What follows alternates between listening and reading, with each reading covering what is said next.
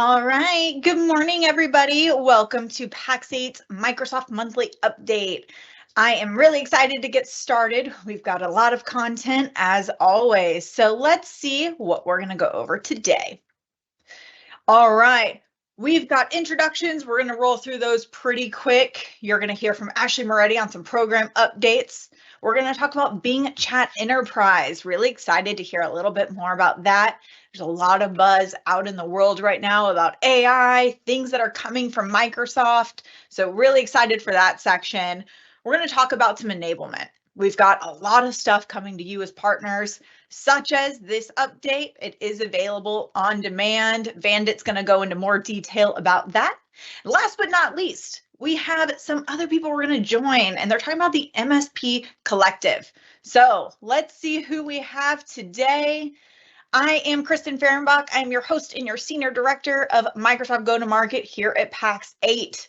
Ashley Moretti, everything programs globally for us. Mr. Joshua Dunham, he is our Senior Manager in the Americas region. He's going to be talking about Bing Chat Enterprise. Vandit Patel, he works on our global team, and he is going to talk all things enablement. Now, outside of Pax8, we've got Joy and Stuart. They're going to be talking about the MSP Collective. There's a lot of things that are going to be changing in the world of cybersecurity, so I'm very excited for them to join us today. So make sure you stick around. As always, you can put all of your questions in the chat, and we'll be answering them on the back end. We'll come in periodically to answer those. So make sure you put anything that you have. We'll be happy to answer. But from here, I want to go ahead and hand it off to Miss Ashley Moretti, who is joining us. Thanks so much for taking the time this morning, girl. Good morning. Thanks for having me, Kristen. Thanks everybody for joining us wherever you are in the world. Really appreciate it. I'm going to go ahead and start jumping in. We have a lot of great updates to talk about today and want to make sure you as partners understand everything that you need to know when it comes to the Microsoft Partner Program for this fiscal year. So today is October 2nd. Where did the year go? Like October 2nd, are we kidding me? Well, with that comes some great new things that are coming. This is the second quarter for Microsoft and the last quarter of the year for most of you guys.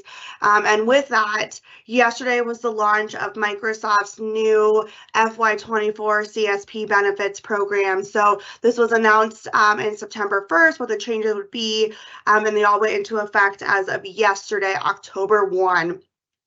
For this is your incentives and rebates program, so making sure that you're eligible to be enrolled in Microsoft Commerce incentives and earning those back-end rebates on anything that you sell in Modern Workplace, Azure, and Dynamics. With this, there were a few changes that changed this coming year due to partner feedback. The first one, and I'll jump down to bullet point number 4. It's one of the biggest changes we've seen and really is here to support you as Microsoft partners be able to be successful in the Microsoft Partner Program. In order to earn back-end incentives and rebates and all of the revenue that you're selling, previously you had to earn and purchase a solution partner designation. So that's one of those 6 designations that they launched as part of the Microsoft Cloud Partner Program last year. But now you can also do a solution partner designation or go back and get one of your legacy silver or gold competencies. So in Partner Center, if you're eligible for a legacy silver or gold competency, you'll see it appear on the same place that you would go to purchase a designation. So just know that you do not need a designation anymore. There are different cloud competencies that are required for different cloud workloads. So different ones that will allow you to earn Azure versus Modern Work and Dynamics. But again, due to partner feedback, Microsoft has brought back the legacy silver and gold competencies and making it easier for you as a Microsoft partner to earn back-end incentives on your revenue. They still do have one of those or all of the same qualifications before, so you must be doing $25,000 in revenue in a trailing 12 months. So this is the time of purchase. You would 12 months prior. So if you do not go ahead and purchase until next next month, so let's say November, it would be November 2022 to November 2023. So again, trailing 12 months means 12 months prior to purchase of a solution, designation, or competency. Again, you must be enrolled in the Microsoft Commerce Incentives Program to be able to earn. You'll be invited in the incentive section, and then once you have that little green check mark, means you're good to go, you're enrolled, and you meet the qualifications. And then incentives and rebates, once you are eligible, will be paid out via a 60-40 split. So 60% rebate, 40% co-op. If this is new for you, or you haven't earned in the past year or so because maybe you weren't eligible because you didn't have a solution partner designation, 60% gets paid out to you into your bank account that you have registered with Microsoft, and then 40% is held into what's called a co-op fund for 6 months. And at the end of the 6 months, if it's over, your co-op fund is over a certain amount, which is, I believe, $10,000, then you'll be able to claim that back via cooperative marketing activities. And so these are things like hosting webinars. You can do on-site champs, so employee headcount, etc. If it's less than that amount, at the end of the 6 months, they will just pay it out back to you directly, same as the 60%. One last thing on the changes here, if you were or you are earning legacy CSP incentives, so you do have qualifying legacy products that you're still selling that earn incentives and rebates, this would be like your public sector, so your nonprofit, government, education. Those funds that are earned from the last half are now migrated into MCI. So just know that that CSP reseller program may have a balance of $0, but if you're curious of where your earnings went, go and check MCI, because Microsoft is migrating everything to MCI. This is in preparation for what's coming in January of 2024 with the changes to the legacy program and consolidating everything to New Commerce Experience. So again, take out of this, if you did not know, go check to see if you're eligible for a legacy silver or gold competency, because starting as of yesterday, those qualify to earn back-end incentives and rebates. All right, so January 2024, the CSP legacy seat migration is going to commence. This is going to be for all commercial legacy products that are still on legacy. So again, this is your, think about your standard Modern Workplace and Dynamic SKUs that haven't migrated to New Commerce Experience. So anything Business Premium, Defender, your Office 365 and M365, any of those products that are still purchased through legacy and haven't moved to the New Commerce Experience, Microsoft is going to auto migrate those to NCE for you on the renewal date of the legacy subscription after January 2024. So what does this mean for you? This means that if you do have that legacy workloads that you're still selling to your customers, you need to be having conversations with them around what kind of NCE commitment terms and billing terms do they prefer. Do they want to be on the month-to-month option and pay a premium, or do they want to commit to an annual agreement, pay monthly or upfront? Additionally, you need to evaluate your business and understand if any of those subscriptions are tied to one another in a parent-child relationship. So say you have business standard, and then you're also adding on Defender for Business. Those are a parent-child relationship. With parent-child relationships, they have to stay together in order for them to work, because the legacy and NCE platforms do not talk to one another. And so because of this, everything that is tied in a parent-child relationship will move at the first subscription's renewal date. So whatever one comes first, everything will be moved together. So it's important for you to know when the business is moving over and how. And that how piece is the most important part. Microsoft's going to move everything in the auto migration to an annual commitment, and you'll match the billing terms that you have in your legacy, so paid upfront or annual. Again, Microsoft's going to move these to an annual commitment. We now know that not everybody wants to be on an annual commitment, and they like having that flexible option to increase, decrease, change products at any time.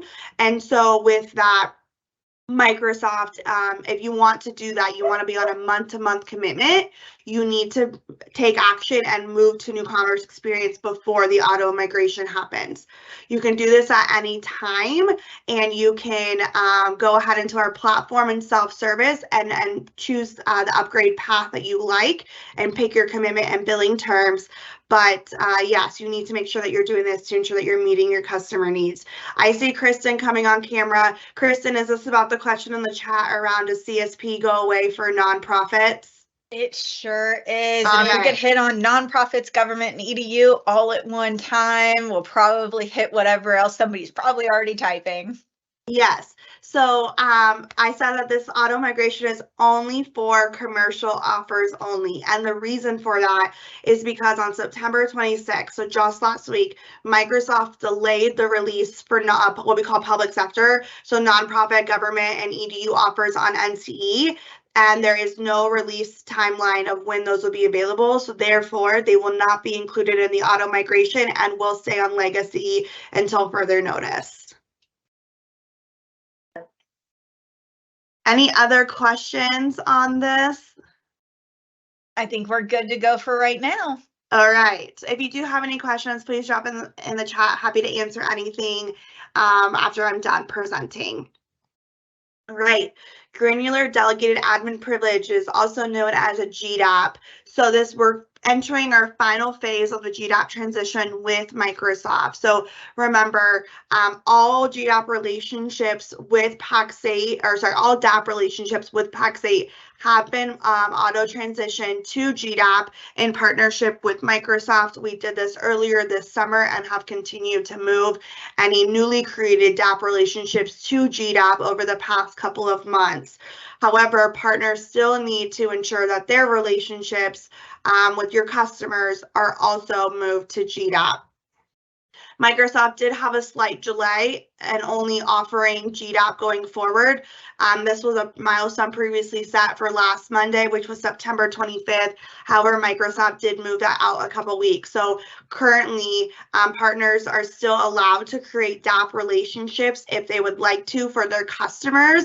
And starting October 9th is when Microsoft's going to enforce GDAP creation only. So again, you still do have the option to select those DAP relationships in lieu of GDAP. However, GDAP is the most granular, it's the most least privileged, and it is the most secure type of admin privileges that you can set for your customer.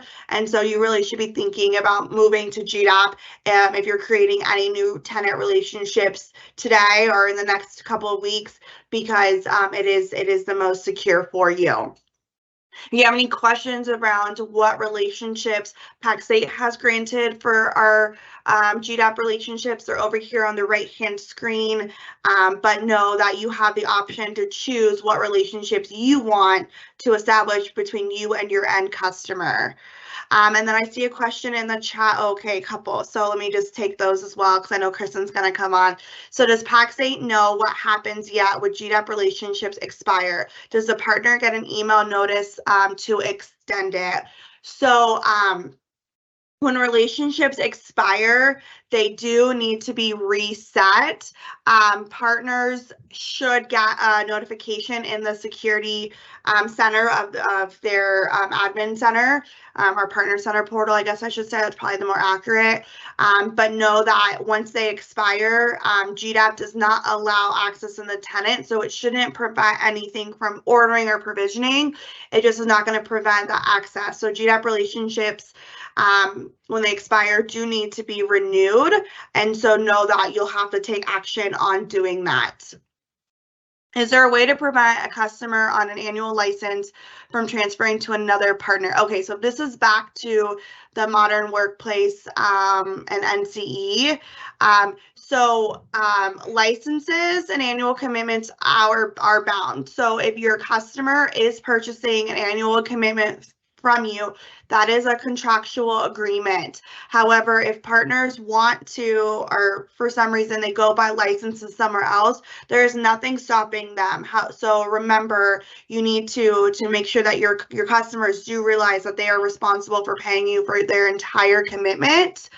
If they remove GDAP without your permissions, GDAP just again allows access into the tenant, so it does not prevent from ordering or provisioning into that tenant. Ordering and provisioning is controlled by those reseller relationships. Awesome. There's another one from Neil. I'll help you by reading them. Are there any resources with best practices or suggestions that are specific for MSPs as to which roles to request with GDAP? Yeah, so Microsoft has great role guidance out here. When I'm done presenting, I will go and grab that link for you. You also can just Google it. It's a Microsoft Learn page, but it will tell you exactly what each role does and why you would need it. And then what Microsoft's minimum role guidance is that they are going to be requesting if you don't take action and put GDAP on your tenant. Because remember, Microsoft did start a lead transition. So for any relationships, whether indirect reseller to customer or partner to customer that were not moved to GDAP this summer, they did start moving those to GDAP for you with their minimum set of roles. Doesn't mean that you can't terminate those relationships and reset them the way that you want to, but do know that Microsoft did go ahead and start that process for you as well. All right, moving on. So this is an old announcement, but want to make sure that everybody is just aware because we did just hit a milestone here. So Teams Room devices and licenses. So earlier this year, Microsoft announced that Teams Room Standard and Premium would be retired and would be replaced with Teams Room Basic and Teams Room Pro. Teams Room Basic is eligible to be activated in the M365 Admin Center and is free for 25 licenses. And if you need additional services, Teams Room Pro is available through CSP starting at $40, and that's a USD price per user. So if you are in another country, there will be the FX adjustment applied to that.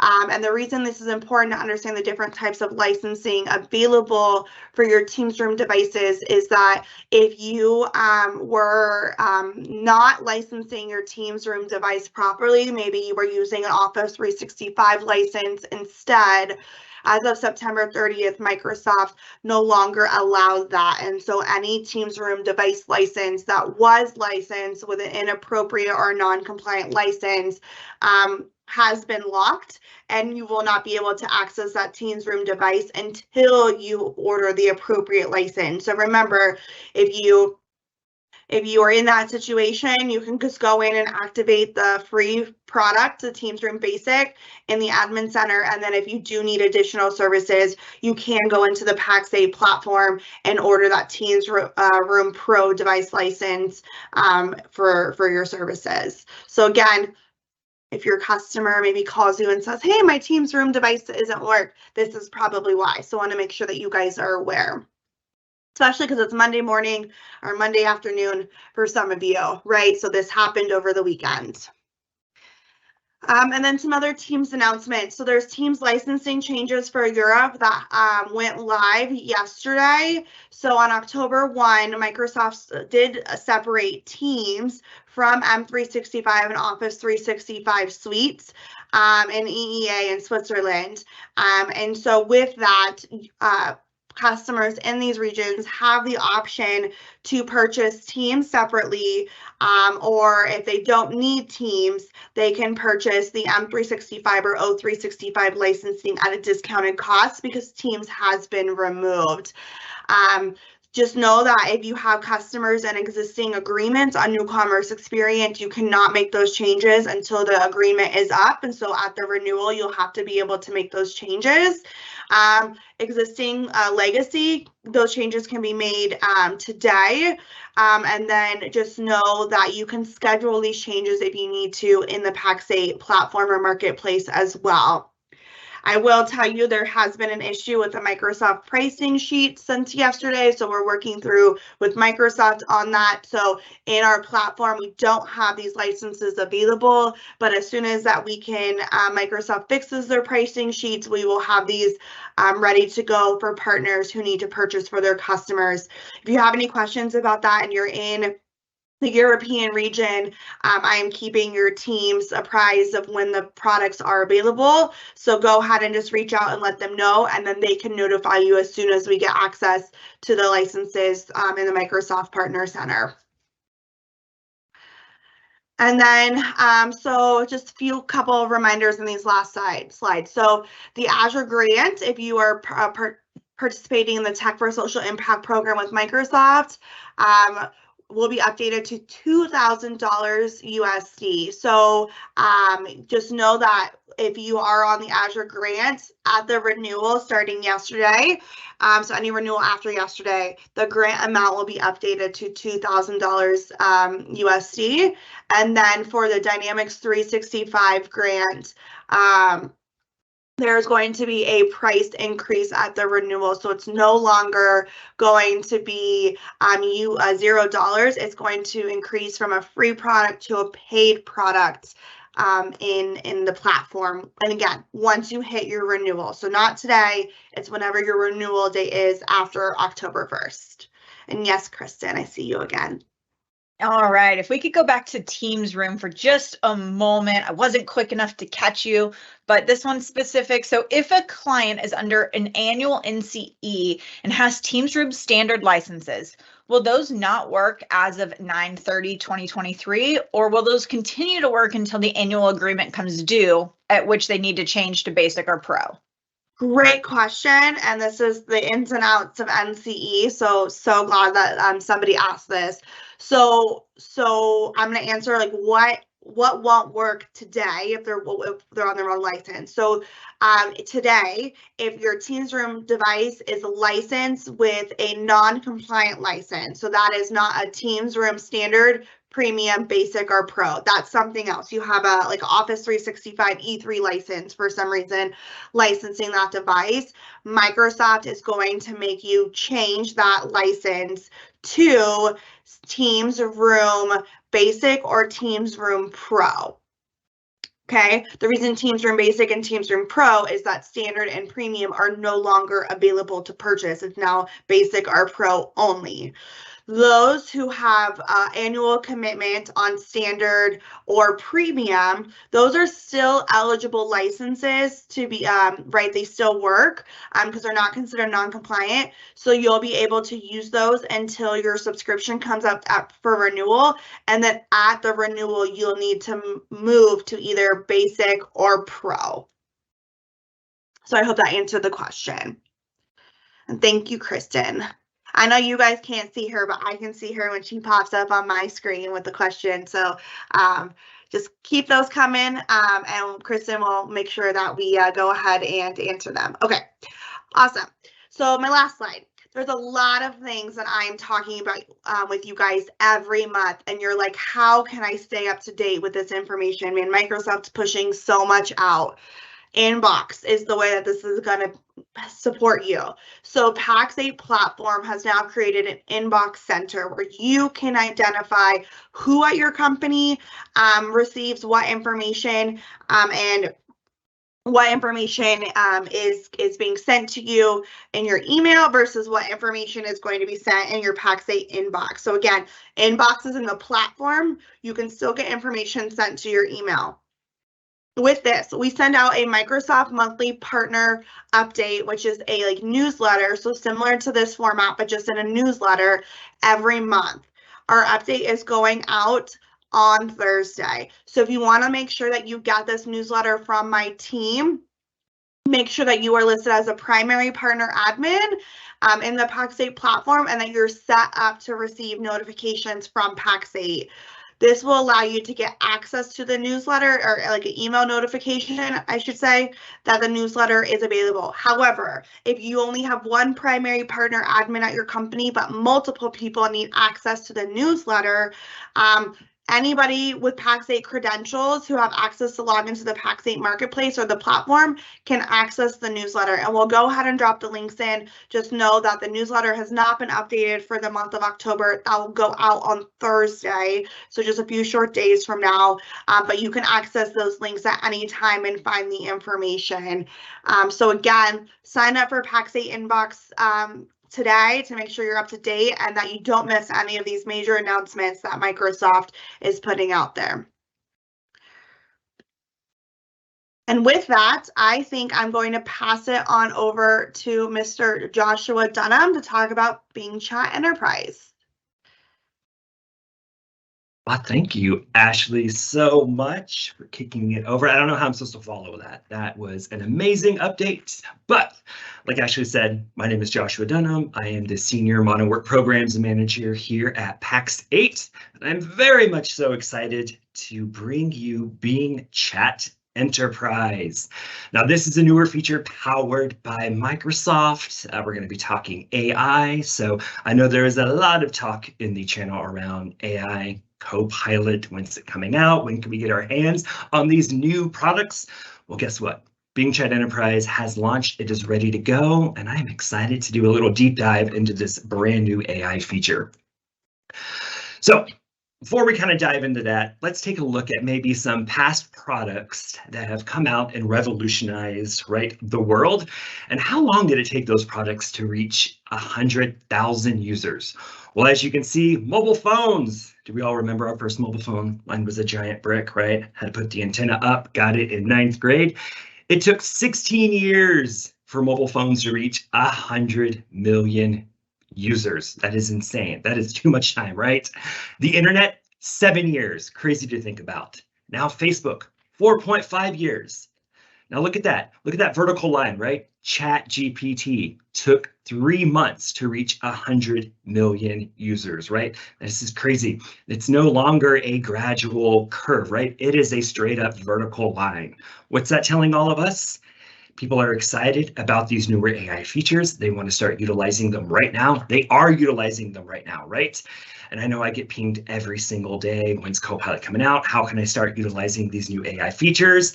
How can I dip my toe in it, right? Well, this is where we introduce Bing Chat Enterprise. Now remember, this is a new feature that will allow you to chat with Bing in your Microsoft search box.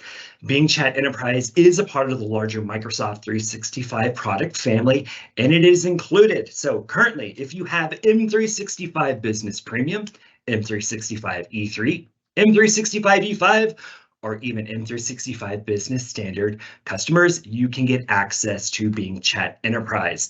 Now, what's really great about this feature is that it can unlock the benefits of generative AI, giving greater efficiency and new ways to stay creative, all around making sure we are all staying secure.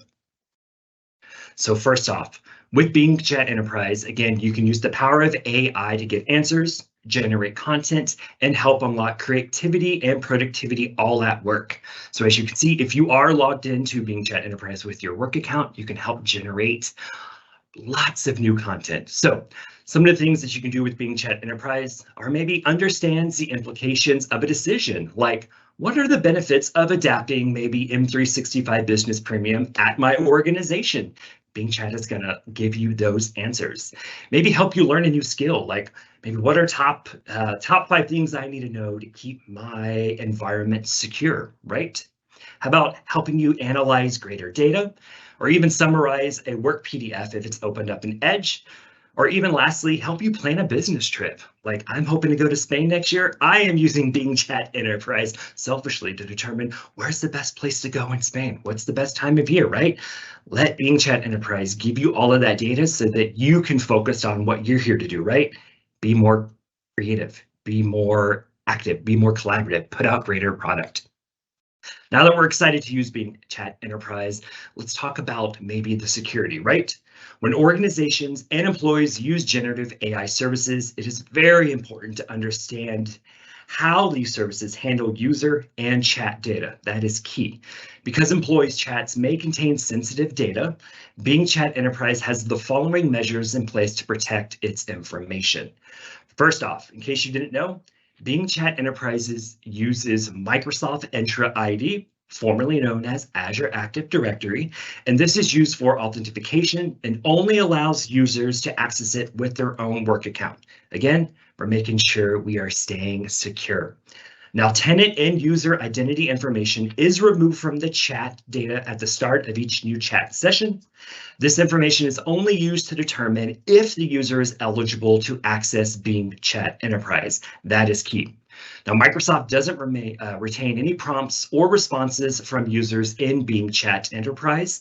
And then after either the browser is closed or the session times out, all that data is reset. Microsoft disregards all of it, and they don't have access to it, right? So chat data sent to and from Bing Chat Enterprise is encrypted in transit. And again, Microsoft has no eyes on that information. And again, it gets reset after each use. And because Microsoft doesn't retain any of its information or responses, it cannot be trained as part of the underlying large language model, LLM, right? So again, we talk about security. It's the biggest difference with Bing Chat Enterprise may be compared to a competitor product, right? Like ChatGPT. Again, Microsoft doesn't have eyes on it, uses open web, but all that information kind of gets reset after each use. So let's kind of understand the different AI options that are out right now, or maybe even some that is currently coming out. So as you can see, we have Bing Chat Enterprise, and of course, Microsoft 365 Copilot. What do they all have in common? Well, they're all AI-powered chat services that can help you with your various tasks at work, again, such as researching, analyzing, and writing, and creating. However, they do have some different keys in terms of data access, integration, and features. So as you can see, Bing Chat, again, that is general purpose AI chat that is available to anyone, and it is available for free. It does use the large language model, LLM, to generate natural language responses based on web data that you can find from Bing Chat. Now, Bing Chat can also use plugins like ChatGPT to provide more personalized and conversational answers. Again, that's more for personal use. It's on the web, it's free, good to go. Bing Chat Enterprise, again, generative AI service that is grounded in data from the public web in the Bing search index only. However, like I said, it does not have access to an organizational resources or content within the Microsoft 365 tenant. So if your documents in your OneDrive, your emails, and other data in the Microsoft 365 graph, it is all safe and secure. Bing Chat Enterprise will not access it. Now, because it does offer commercial data protection, your chat data is not saved, not viewed by anyone, and cannot be used to train future data set models. Now, you're probably wondering, well, what about M365 Copilot? Well, again, newer AI feature that does combine the power of the large language learning model with the in-house enterprise data generated by the Microsoft Graph and M365 applications. So again, Microsoft 365 Copilot will take a look at your personalized data that is saved securely in your organizational cloud. So Microsoft 365 Copilot adds on 3 additional things that you'll see outside of Bing Chat Enterprise. Again, first off, access to data within the M365 graph in your own tenant. So again, that's why it's important if you're looking at M365 Copilot to keep your information safe and secure. That's why we always recommend Business Premium as that hero SKU, because it'll help lock up your content and keep it protected. Now, again, prompts and responses are processed entirely within the Microsoft 365 tenant boundary, along with other M365 specific security, compliance, and privacy features. Now, Microsoft 365 Copilot also offers advanced communication and integration with various M365 apps, like, of course, Microsoft Teams, Outlook, Word, Excel, PowerPoint. And M365 Copilot, again, will be priced at US dollars, $30 per user per month. And it is available again on M365 Business Premium, M365 E3, E5, and Business Standard. And you may have heard an announcement, maybe coming November 1st, M365 Copilot is going general availability. Well, guess what? You heard correct, but that is just through an enterprise agreement with Microsoft Direct. We are still waiting to see when Copilot will become ready for CSP for all of you to purchase. But that's why we're talking about Bing Chat Enterprise. It is already available to go. You can start utilizing it right now. So again, no additional cost if you are an M365 Business Premium, E3, E5, or Business Standard customer. You have access to it right now. Now, there will be a future standalone SKU that we'll be able to purchase, $5 per user per month. As soon as that information comes out on when it is available, we will let all of you know. But again, there are a few additional ways to access it. Of course, bing.com/chat, or within the Microsoft Edge browser, you look up to the very right sidebar, you will see the giant M, or B for Bing. You can click on that and you can actually start utilizing Bing Chat Enterprise, or it did just launch September 26th in Windows Copilot as well. So if you have the latest and greatest operating system of Windows 11, Windows Copilot did launch. So next steps, just review the Chat Enterprise doc on the Microsoft Learn page, or reach out to your channel account rep, right? Your productivity solution consultant. Those are your individuals that are all things modern work and dynamics, or feel free to ping me as well. But I hope you are excited about Bing Chat Enterprise. I know I am. Again, I've been using it ever since it came out. But yeah, I think it's a really amazing, powerful tool to really kind of get you going with AI. Now, with that being said, are there any questions I can help answer, Kristen? Of course there are. We can't go too far without any questions. So Neil is asking, when will M365 Copilot be available? You said it was available for some enterprise, but what about the rest of us? For the rest of us, Neil, we are still waiting, right?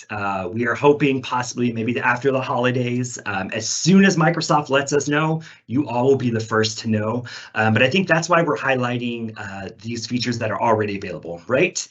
Again, if you are very excited about Copilot and you want Copilot for yourself and for your customers, let's make sure we're having the proper conversations, right? Are they AI ready? Because if you are, or your end customers are maybe on Business Standard or Business Basic, guess what? They are not AI ready. We wanted to get everyone on M365 Business Premium or E3 or E5. Let's make sure their data is secure, so when Copilot does come available for CSP, they can unlock that tool and start utilizing it from all the data that is secure in their organization's tenant. All right, I think with that being said, I will make sure there are no more questions in the chat, but I'm going to kick it over to Mr. Vandit.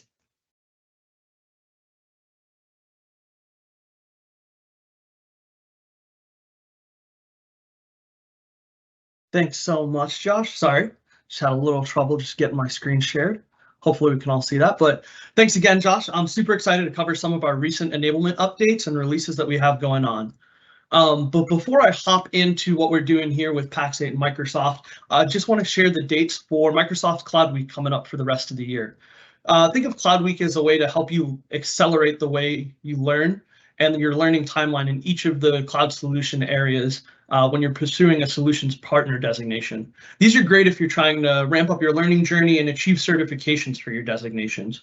So if you're interested in any of these week-long learning paths, either security, Biz Apps, Modern Work, I believe the Azure one had just passed. We will be dropping the link in the chat window for you to sign up. And again, these are week-long virtual events where you'll be able to sit, learn alongside other partners, and really deep dive and focus into each one of these cloud solutions areas. And when we're talking about security and we're talking about cybersecurity, also want to share Momentum. Momentum is happening very soon here next week. So huge thank you to all of the partners who have signed up.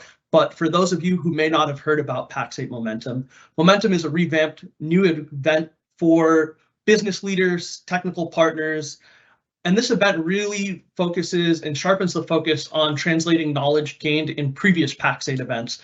Think boot camps, mission briefings, launch briefings, to help you turn that into operational success. So with customized breakout sessions and interactive activities and an interactive approach, this event will delve deeper into key aspects to help you grow and achieve your goals. So again, this will be October 10th through the 12th in Denver. We'll be dropping the link for anybody who's interested in registering. And we're excited for all of those who have registered. We're excited to see you out in Denver next week. So while we're talking cybersecurity, and with Cybersecurity Month being right here, October 2nd, I also want to share a configuration offer that can help you secure your customers at scale through our pro services team by mapping to CIS controls, helping you go to market with a strategy that's explicit, trusted, and repeatable with no additional lift needed from your internal teams. And this goes really well hand in hand with the business premium offers that Josh was mentioning, right? If you want to use Bing Chat Enterprise, you want to use those new tools, Business Premium is really here to help your clients get started with that. But looking deeper into the details of this offer, you'll see the different sys notation, 6.3, 6.5. This will allow you to clearly communicate your security strategy, not only to your internal teams, but to your customers as well. So for users in the North American market, there's a first come, first serve funding program for this premium configuration offer. So if it sounds like you're interested, sounds like your client might be a right fit for this opportunity, please reach out to either your CAM or PSC to learn more about those funding details. But with that, we're going to jump into some of our different cloud enablement resources. So first up, Dynamics. We love it. Pax8 is here to simplify the way that you learn and transact Dynamics. To help with that, we've launched a new landing page that is your directory for all things Dynamics. Learn how and why you should be transacting Dynamics, find all of the different resources that we have available for you. That ranges from different Pax8 Academy courses, the different live events that we have like this, or on-demand events that are recorded and posted. And explore the different implementation offers that we currently have available for you and your customers that are interested and excited to get started with Dynamics. But going hand in hand with that new landing page, we also have a new blog dedicated to how you can start selling Dynamics from my personal favorite Dynamics expert, Matt Batterby. This blog will deep dive into how you can differentiate your practice, how you can utilize the new Microsoft customer engagement Microsoft customer engagement methodology, the power of AI and Dynamics, and most importantly, how you can begin transacting and implementing Dynamic solutions with Pax8 today. We'll be dropping this link in the chat window, so please take some time, read through the article, and we also have some resources peppered in as well to help you get started once you're done with your read. Now, alongside our Dynamics content, I'd be remiss if I didn't mention some of our new Azure content that we have coming out. So with Windows Server 2012 and 2012R reaching end of life this October 10th, Pax8 wants to ensure that our partners, that you are being proactive in securing your client environments. The longer you wait, the more at risk your clients are from immediate compromise, as no extended service updates will be available for Windows Server 2012 and 2012R. This new course is brought to you by our phenomenal ISC team and Matt Hachey. So this will really deep dive into Azure Arc, how it plays a key role in addressing these challenges and the challenges caused by this end of life announcement. And we'll also be releasing a blog related to the same topic with additional info on the risks of aging infrastructure. If your clients do have aging infrastructure, what are ways that you can protect that? What are key ways you can secure those environments? And then how can Pax8 and the power of Azure Arc streamline the management of these changes as you're upgrading your clients? And lastly, we talked a lot about some of the different enablement resources, but to close out our enablement discussion, I want to share our Microsoft Hub. Our Microsoft Hub launched early last month, and it is available for all partners to access anywhere Academy is available. So the Hub, think of the Microsoft Hub as your one-stop shop for all enablement courses and resources in Academy. You can review webinar recordings and presentations just like this one, and you can sign up for one to few virtual instructor-led training and access our on-demand self-service courses. Now, some of those new courses that I just mentioned earlier will also be here on this landing page. You'll see them right up top. So when you jump in, you'll be able to see what's new, what's readily created and available for you. And while we've just launched the Hub, well, it's only been, I'd say, less than 30 days since we launched it, this isn't the end.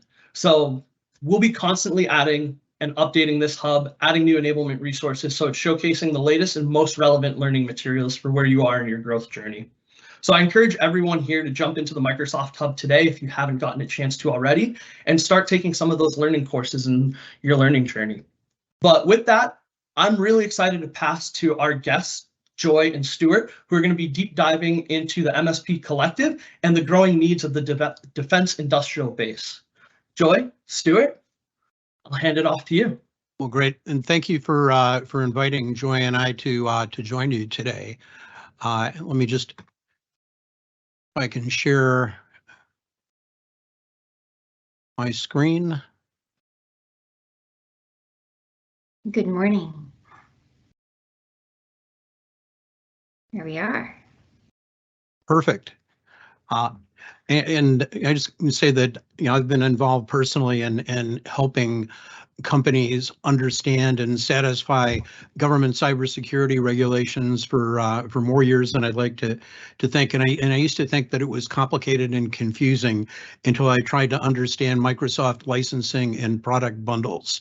And so hats off to all of you for making something seemingly complex very understandable this morning. So again, you know, thank you for providing us the opportunity to talk about MSPs for the protection of critical infrastructure, or as we tend to refer to it as the MSP Collective. And you know, MSPs for the protection of critical infrastructure was created by a group of MSPs and MSSPs that serve the defense industrial base and other critical infrastructure sectors, and who share a commitment to addressing the issues that are affecting the security of critical infrastructure. And if you're not concerned about the security of critical infrastructure, you know, you absolutely should be. Just yesterday, National Interest published an article entitled "DoD's Critical Infrastructure is Dangerously Insecure." If you read it, it's pretty concerning. You know, what's more sobering is a recent book, and don't know if you can see me on the screen, but Battlefield Cyber. It describes how Russia and China are waging a cyber war against the United States and trying to disrupt our democracy, and that, you know, unfortunately, at this point, they're winning. And, you know, when we look at kind of the attacks on the United States overall, critical infrastructure is probably one of the most vulnerable and most attacked parts of our country. We're under persistent critical attack, and what kind of exacerbates it is that over 70% of critical infrastructure suppliers, those that are in the supply chain to the defense industrial base, to oil and gas, to electric, are all small and medium enterprises. And these have become the prime targets of our adversaries, and primarily the Russians and the Chinese. And, you know, why the small and medium enterprises? You know, if we look at the large defense contractors, the Lockheed Martins, the Northrop Grummans, you know, they have cyber defenses that are pretty formidable. They're pretty hard targets. But if you look at the organizations that are supplying to them, one level down, two levels down, you know, sometimes as deep as 12 levels down, their cyber defenses are far less secure. They're far less mature. And these are the organizations that are holding a lot of sensitive information, or what is referred to commonly as controlled unclassified information, or CUI. So again, critical infrastructure dependent on small and medium enterprises, who are the ones that are the prime targets of our adversaries. And it's exacerbated, you know, by the fact that these small and medium enterprises lack the compliance resources, the human resources, the financial resources to be able to address these requirements. And certainly satisfying these government regulations, satisfying and kind of cybersecurity requirements requires a lot of specialized knowledge in terms of understanding the requirements, specialized knowledge in terms of understanding security and security tools, and it's expensive. And in fact, as we'll touch in a moment, there's been a lot of disincentive for small and medium enterprises in the supply chains to critical infrastructure sectors to actually invest in cybersecurity. So, you what we've seen is organizations that lack the resources tend more heavily than others to leverage external service providers, cloud service providers, managed service providers, managed security service providers for IT, for security, and compliance. So what's the problem? Is that when we look at these organizations that are relied upon so heavily by companies or suppliers within the supply chains, the critical infrastructure standards or bases, there really is a lack of standards and meaningful qualifications or certifications that distinguish those that are truly qualified to offer services and to secure ESPs from those that are not. And so we'll see a lot of organizations that will make claims that they have an understanding, that they have the ability to help an organization become secure to satisfy these requirements. And most of them that make those claims can, but there are several that cannot. Recently was at a conference in San Diego sponsored by the Navy, where there was a company exhibiting that claimed they could get an organization fully compliant with the DFAR 7012, with NSF, with 800-171, and a few others in 2 weeks or less. Just not a credible claim. But again, a small business that's focused on its business without the security resources is going to have a hard time distinguishing that. Second, just the cost of compliance becomes a challenge. It is not inexpensive to be able to go through the process of satisfying these requirements. It's not inexpensive to be able to continue to maintain the cyber maturity that's required by the government. And finally, the organizations that are kind of making the regulations and rules and kind of setting the guidelines, the government certifying bodies and critical infrastructure organizations, they really don't have an understanding of the capabilities of small and medium enterprises and the limitations that they face. I'm sure we've all heard of CMMC. We know that CMMC 1.0, the law actually came out, it was 3 years ago last week. And what was the challenge with it? In theory, it was brilliant. But in practicality, it was just something that could not be executed or achieved, especially by a small and medium enterprise. And government needs to have an understanding of kind of what is really possible versus having an ivory tower kind of view. So who are we? The MSPs for the Protection of Critical Infrastructure. We're a 501c6 nonprofit organization with a focus on helping the U.S. government and federal ecosystem understand the role that external service providers can play, how we can help them, how we can help the small and medium enterprises in protecting critical infrastructure. Our mission statement, very simple, is to inform the U.S. government and critical infrastructure industries on topics related to managed service providers and managed security service providers dedicated to national security mission of maintaining a secure, functioning, and resilient critical infrastructure. The three founding members of the collective are Summit 7, a company that Joy is part of, Neo Systems, the company that I am part of, and Kuzara, which is the third. And we've got a growing base of members. And as Joy will tell us at the end, we're looking for others to help us and to come and join the fight. So Joy, let me turn this over to you. Thanks so much, Stuart. And for those of you who haven't met me yet, I am so honored to be a part of this collective. My name is Joy Beeland. I had my own MSP for 21 years, and here at Summit 7, I'm actually a CMMC certified assessor and a provisional instructor. So the program that we're speaking to right now, for those of you who are selling GCC and GCC high licensing and are helping your clients to conform to NIST 800-171, this is the primary focus that we have at this time. However, the name of our collective being MSPs for the Protection of Critical Infrastructure should kind of give you a lens into the future for where we are aiming, because it will likely go beyond the Defense Department and the Defense Industrial Base and into other government agencies outside of DoD.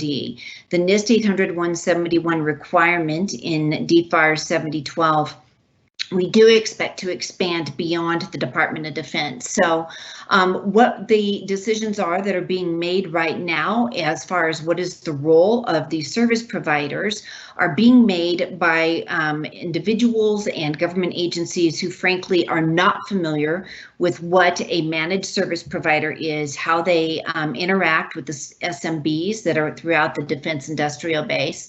So what we are looking to do primarily is to establish some standards, as Stuart alluded to.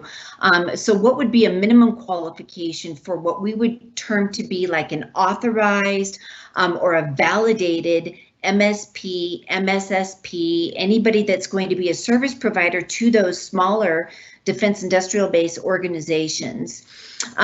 There's also another role within the CMMC ecosystem called an RPO, or a registered practitioner organization.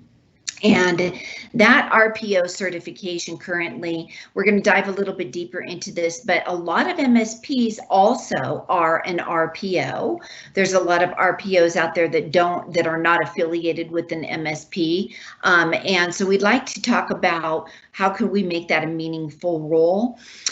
Congressional appropriation. So as Stuart kind of dove into a little bit at the opening, the SMBs, the small and medium businesses who are serving in the defense industrial base, are finding, especially for those of you who are selling GCC and GCC high licensing and doing those implementations, you know that this is a very expensive endeavor for them to be able to do this appropriately.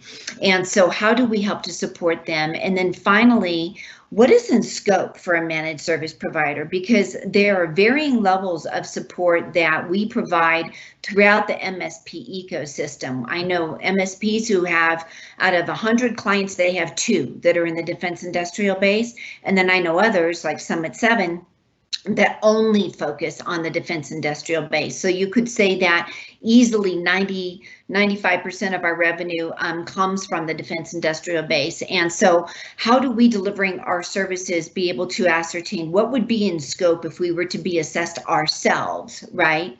Stuart, the next slide.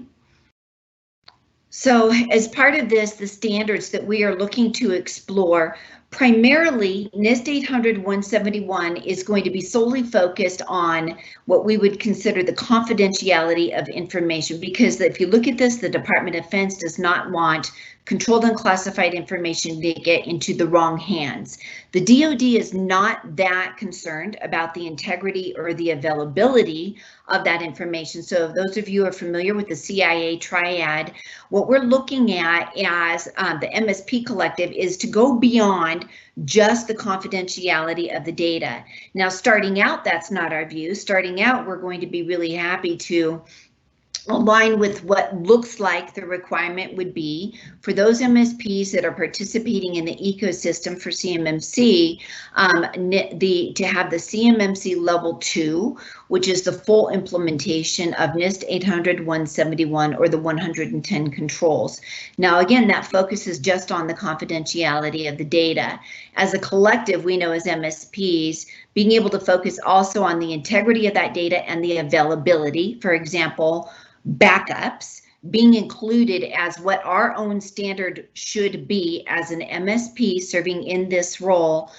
We would take a look at a broader or a more tailored version of NIST 853 to include some of those integrity and availability controls beyond CMMC level 2. At the outset, though, I want to just make sure everyone understands if CMMC level 2 is the primary baseline requirement that comes out in the final ruling for an MSP to participate in this ecosystem, of course, we're going to align with that. Eventually, we're going to look at CMMC level 3 or including additional catalog of controls out of NIST 853 to address that integrity and availability.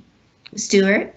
But and just to add to that, I mean, I think if you look at the role that we all have as MSPs, we truly represent a greater risk than any one of the companies that we support. Organizations like Summit 7 and Neo Systems, who are supporting hundreds of small companies in the defense industrial base, we're a bigger target because taking us out affects, taking one of us out affects many, many other companies. So there's kind of a higher responsibility that really warrants a greater standard of protection for MSPs and MSSPs. Second kind of tenet of the priorities that we have is around the RPO certification. And we kind of touched on this, is that there are a lot of companies that have been designated as RPOs by the Cyber AB, that is the accreditation body with a no-cost contract with the Department of Defense and a role as an RPO registered practitioner to be able to provide services. The challenge is that this has largely been a means for the Cyber AB to generate revenue to support itself. And there's very little qualification required for one to become an RPO or an RP. It's kind of been, jokingly said that to be an RP, you need to be able to write a $500 check that will clear the bank, and you need to be able to fog a mirror. It's probably slightly more than that, but certainly it doesn't provide the training to understand the full and really complex requirements that are associated with NIST 800-171 and how those requirements are assessed using the CMMC methodology. And so what is crucial is that those that are providing advice to organizations subject to these requirements are providing advice that is accurate and that will ensure that the outcome that the organizations are looking for will be achieved. An organization that follows bad advice may have to redo everything that they've done,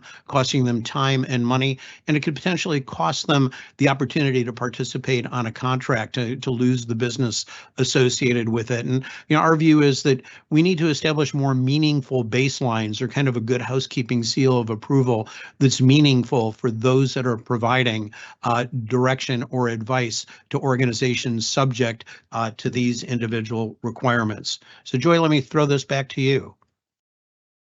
Yeah, so the third area that we will just touch on briefly right now is some congressional appropriations, obviously. So what we're looking for is a way for us to take funds from the government, from the legislature, and as you all have seen, there's billions of dollars being granted around cybersecurity initiatives right now. And a lot of that has not been disseminated in a way yet that has been tagged for individual causes. So one of the things that we're doing is trying to see that we can ensure that funding goes to those SMBs that are leveraging a authorized or a validated managed service provider in order to get their implementation of DFAR 7012, 1920, go through their CMMC level 2 assessment, be able to receive some of those grants that have been earmarked for them as a result of successfully undergoing that CMMC level 2 assessment to help pay for the services of those managed service providers that are so necessary in order to get those small businesses across the line. So I know that we're running out of time. We'll move a little bit quickly through the final slides here. Next one, Stuart. Yep. Scoping. I'm going to speak to this one just real quick because scoping is going to be hugely important if you are providing services to the defense industrial base. A lot of managed service providers are using outsourced solutions that include personnel or outsourced folks that are outside of the United States. They may be leveraging security tools in their platform that would not be considered passable on a CMMC level 2 scale. So what we're looking at is kind of shaping and aligning with what's called the C3PAO forum. Certified Third-Party Assessment Organization has a forum, and those assessors are putting forward their version of how they would assess a MSP and how they would do the scoping. We're going to be aligning with them so that we can have one voice unified as we present this to the Cyber AB and the Department of Defense for how would you include the people, the process, and the technology that should be considered for those MSPs that are serving the defense industrial base. Really important if this is something that you are excited about playing in this ecosystem and expanding beyond the Department of Defense and NIST 800-171, for you to understand how that scoping would pertain to you and your personnel, especially so that you can help have a voice in this. Good. Great. And again, just to kind of sum up, why is this important? I think, the ultimate reason is that it relates to, to national security, our individual security, as Americans. As critical infrastructure continues to be attacked, the potential impacts can be devastating on all of us. And that's really the superordinate goal or superordinate reason why this exists.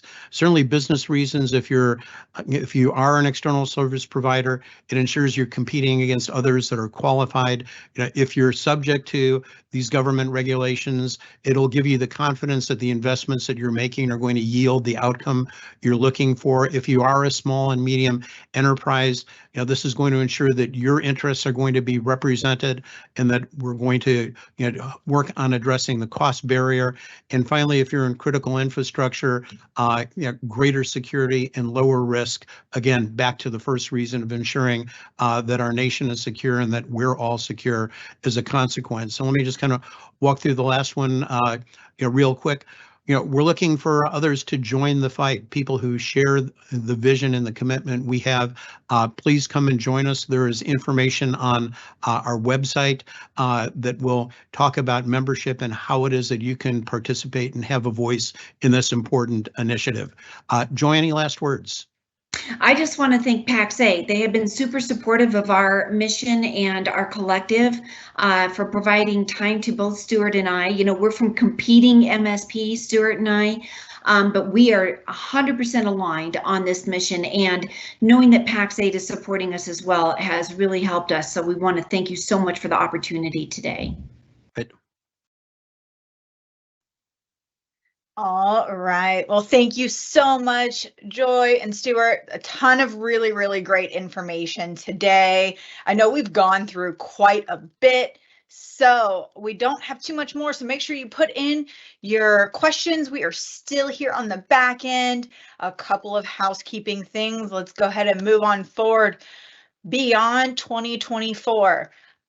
I don't know about you. I'm shocked it is already October. I mean, it doesn't quite feel like fall here in Houston, Texas, but it is coming before you know it. So right now you still have early bird pricing. This is going to sell out. No questions about it. Beyond 2024 is going to sell out. So why not get your tickets a little bit cheaper? So right now they are $299. Go ahead and make sure you get that locked in. I am excited to hopefully see you all there this year. Want to make sure we talk about some free enablement. I know that Vandit went through a ton of options. This is some additional information for you for the Americas region. So hands-on labs, these are free to you. Please make sure you go in, get this signed up. It is a first come, first serve basis. There are caps on these. I know we're working on getting these to come into other regions as well. So make sure you stay tuned. If it's full, there is a wait list. So just in case somebody drops out, we'll go ahead and plug you in. So make sure to still sign up even if it's full. There's a lot on this page. So feel free to go ahead and screenshot if you need, or this video will be available on demand. We've gone through a lot of information and, there's a lot going on in programs and NCE, a lot of things shifting around. If you have questions about anything that covered today, please make sure that you go to your account team. They are more than happy to help. And John, we will get that link posted for Beyond 2024. All right, we are going to shift over to some Q&A. Now, let me see. I saw one earlier that I wanted to touch on a little bit more. Miss Ashley Moretti, are you still with us? I sure am. All right. So as of right now, there's not been anything posted that is going to give us any date on when EDU, nonprofit, and government is going to be available. Is that correct? Correct. So on the 26th, which was just last week, Microsoft announced that there was going to be a delay in those offers being released on New Commerce Experience and that they don't have an anticipated release date yet. So those offers need to be available on NCE prior to them doing an auto migration. Excellent. Thank you so much, Ashley. Vandit, I know you're still in the background with us. We do a ton of enablement for partners, but if they have specific requests, things that they want to say, hey, you know what, I would like a little bit more training on maybe this in particular, is there a way for them to be able to funnel that information to us, or do they go to their account team? What works best? Yeah, right now we don't have an official process. Definitely something we're thinking about as we look to refine like the way we collect survey data and things like that. What I'll say is we really want to create enablement content that's valuable for our partners, right? Want to make sure it's things that are useful for you and for your business. So if there are any recommendations, if there's anything that you're looking for, please, in events like this, please share it here. Please share it with your account team, and all of that feedback will make its way back to me so we can continue making our enablement journey better for our partners as a whole as we keep going with it. Excellent, excellent. And so in the survey results as well, so if you're going to go in and fill out those surveys, that's a great place.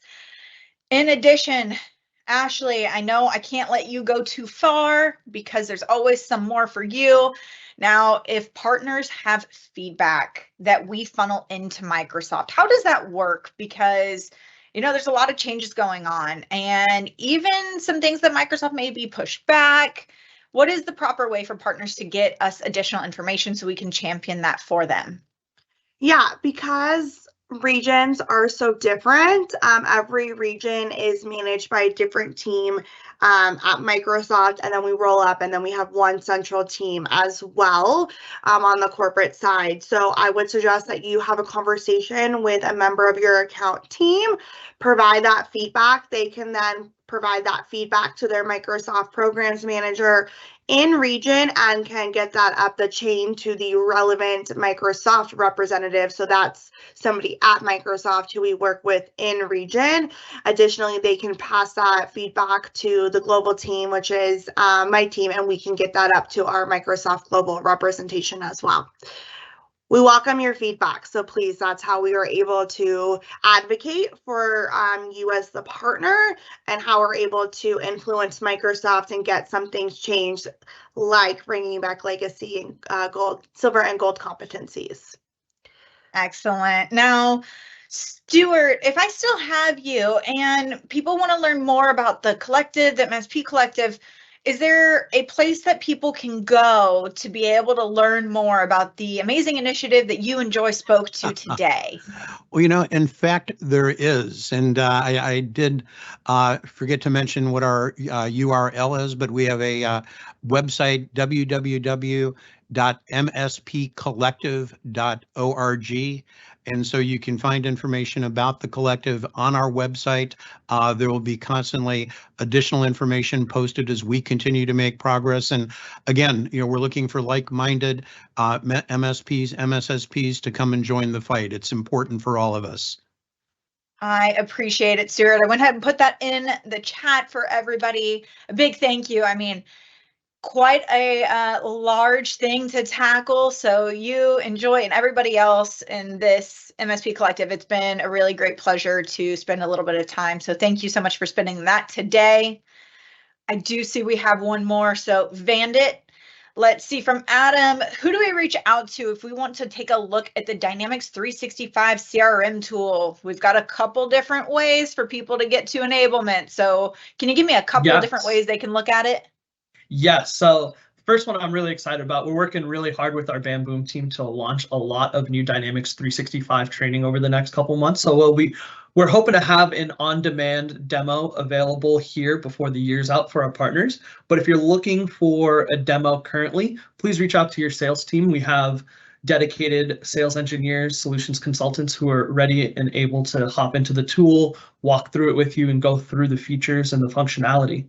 So I'd say for now, reach out to your sales teams and stay tuned. We'll probably be announcing very shortly in one of these calls our new Dynamics enablement content that'll be coming out. So really excited about that. I like new information. Yeah, I know. I like all the teasers that come in. Okay.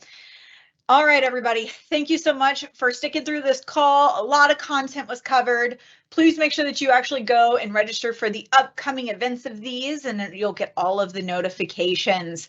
But thank you for all the presenters, and thank you as attendees for being engaged and asking some of these questions. We will see you here soon next time. Have a good one, everybody.